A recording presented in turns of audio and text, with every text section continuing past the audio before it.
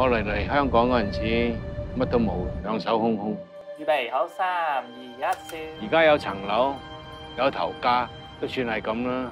Well, Suk Suk, to start with, the name means uncle or uncles in Cantonese, which is some way that you refer to address someone who's your father's age. The movie really is about two grandfathers who are in their 60s, 70s years old. Both have families are in the closet, and they meet each other and slowly fall in love.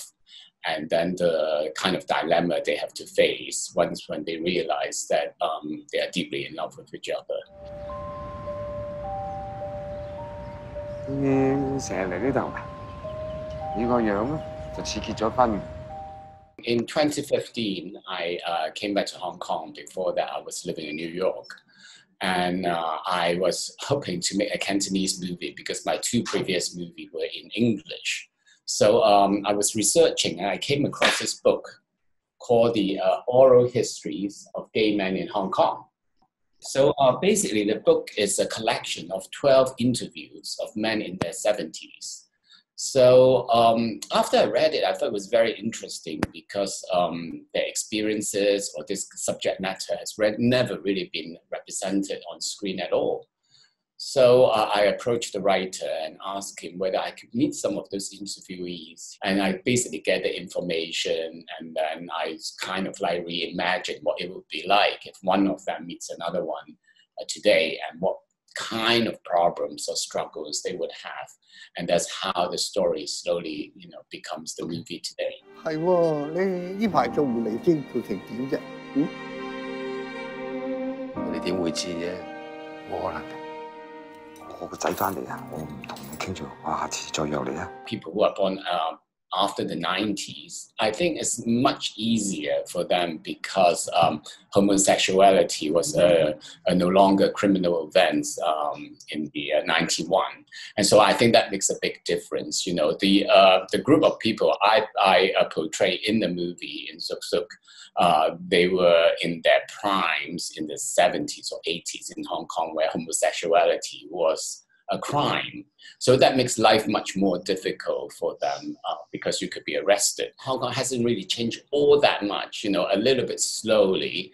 It's only really in the last few years, and particularly, as we know, the last 12 months, there's been a lot of changes or a lot of turmoil. So, but my movie, any LGBT movies actually, is not been able to show in China, even before 97 or after 97, never really has been. Up to today, LGBT movies still cannot be shown in China, still the censorship.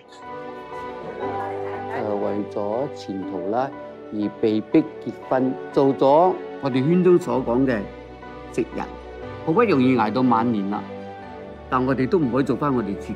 Being a Hong Kong filmmaker, to a certain extent, you will always be somehow influenced by Wong Kar-wai. But when I was making the movie, actually, that wasn't particularly the style I was actually aiming at. I was much more inspired by the work of Ozu, actually, something that's more calm and more tranquil. But one thing that might be quite interesting to you, I don't know whether you know, is that when we were doing the editing, I invited William Chan, Wong Kar-wai's editor, to come and watch it. He came and did the final cut for us. So maybe that that kind of, the editing has that kind of influence, maybe. 阿仔你兩個應該都唔止10年啦，嗬。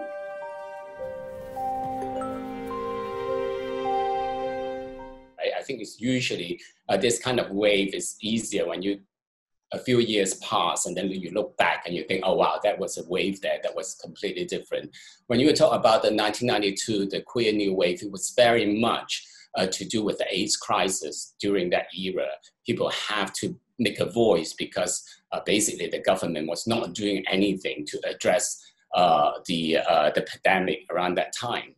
So I don't know, maybe we are also in a very interesting period now.